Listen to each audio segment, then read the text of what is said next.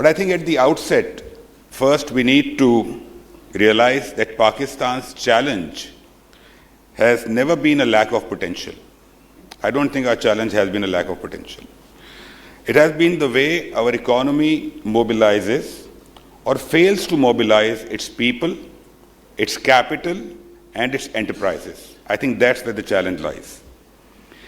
We have built a system on various pillars. However, there are four major weaknesses, and these are the four weaknesses I want to talk about today. Our public resources are stretched thin. Too much economic activity remains informal. Too much capital remains either idle or speculative. And capable citizens, especially women, remain out of the workforce. We have tried to do too much where markets could perform better. We have tried to run airlines. We have tried to run power companies.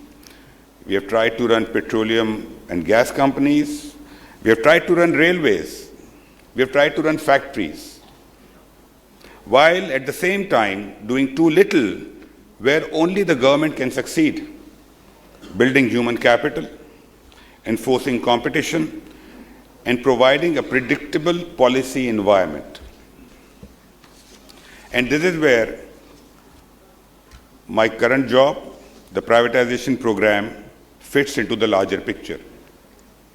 Privatization is not an ideological project, and it is not about selling the family silver. It is not. It is a mechanism for correcting distortions created by prolonged state ownership. It introduces market discipline where administrative control has already proven to have failed, and it frees scarce public capital for education, for health, and for social protection. But then, no economy and no country has ever reset its economy through asset sales alone. So we need to do a lot more. A sustainable recovery requires a deeper transformation from a consumption-driven economy to one based on savings, on investments and exports. We must begin to produce more than we consume, and this requires credit to flow into productive enterprises. Domestic savings must rise so that investment can grow without permanent dependence on external borrowing. For decades, we have relied on trading and rent seeking rather than on building competitive industries. We have a history of building industries which are based on guaranteed returns, on subsidies, on lack of competition, and on giving favors to some. We need to build competitive industries.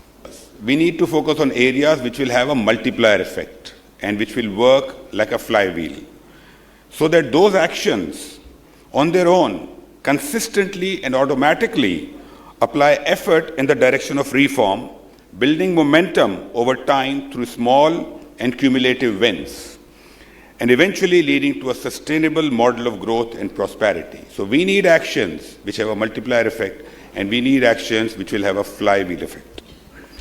So taking advantage of today's event and the theme, I would like to propose these four areas that I just talked about, which can create the flywheel effect for our economy, and let's call it RISE. I don't like acronyms in speeches, but I think it was, it just happened that we were able to come up with this one, and it fits into the theme RISE. Now, what is this RISE? R is for realizing women's economic potential. I is for integrating the informal economy. S is for shifting from trading to manufacturing, and E is for enabling markets. Why? Again, why these four? Because when you realize women's economic potential, it will give the society a voice. It will make the society productive. It will reduce wages. It will help us control the population, which we have all realized that is something that needs to be focused on. It will help us increase education level and the skill level in the society. It will have a multiplier effect. Why integrate the informal economy? We keep talking about tax, But I think we need to step back and change the lens. When you focus on integrating the informal economy, the economy will get documented. It will help us reduce corruption in the society. It will automatically lead to broader tax base. When the tax base is broadened, the tax rate can come down. That will help us achieve industrial growth.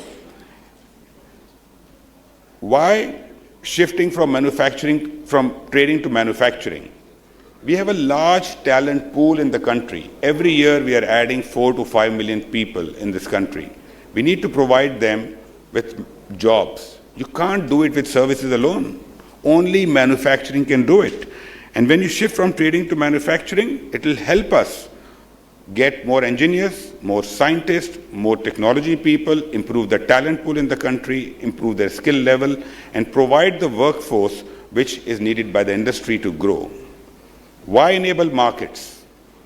Because unless we provide the level playing field, unless we take the decision making away from individuals and give it to the market forces, unless the demand and supply will determine the price, we will not be able to achieve growth. We will not be able to achieve a higher tax base.